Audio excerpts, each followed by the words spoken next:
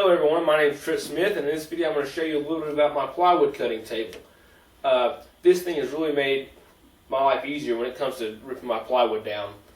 Used to, I would take the 2x4s and lay them across the top of my sawhorses or either on the floor, and I would get to cutting. Well, I'd always worry about the plywood binding my saw blade or the plywood falling off the sawhorses or something. It just seemed like it never worked out right and was never easy.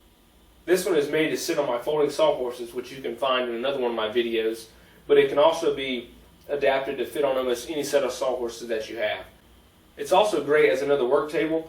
Just throw a sheet of plywood on top and you're good to go. This thing's nice and sturdy. Its overall dimensions are 71 by 42 and it's 4 inches tall. I made mine out of 5/8 inch plywood and it's plenty strong. The entire thing is 12 separate pieces. 6 of them being 4 by 71 and 6 of them being 4 by 42. The joints are pretty simple really. You have your 4-inch wide strips of 5/8 inch plywood.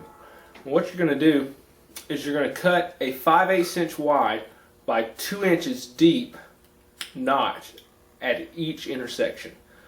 And it'll allow them just to connect just like that and they'll lock. No problem.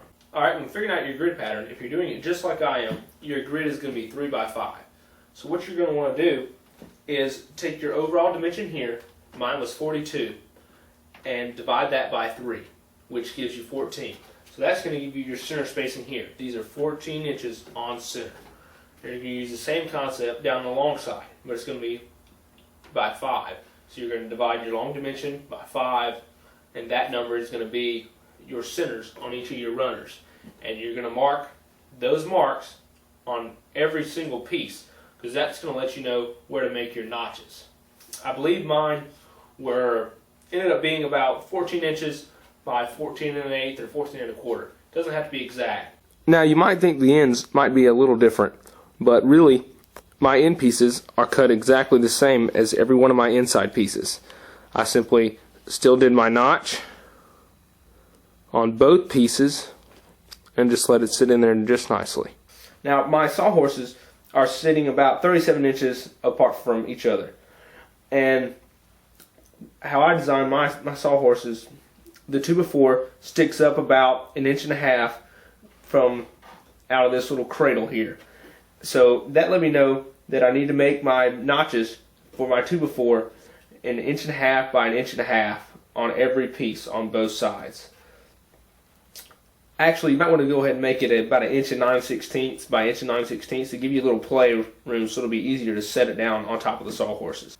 One last thing, on each of my outsides, on the longest side, I doubled it up. I put another 4-inch rip of 5/8 inch plywood along each side, and I'll only notch for my 2x4. This adds a lot of extra strength that I think is needed because without it, the ends, they don't want to hold as much weight as I wanted mine to, but this really added a lot to it without much effort. Well, there you have it. Hope you enjoyed my video on my plywood cutting table. Like I said, this thing has made cutting plywood much easier, safer, quicker, and more accurate in my shop, and I think everyone could use one.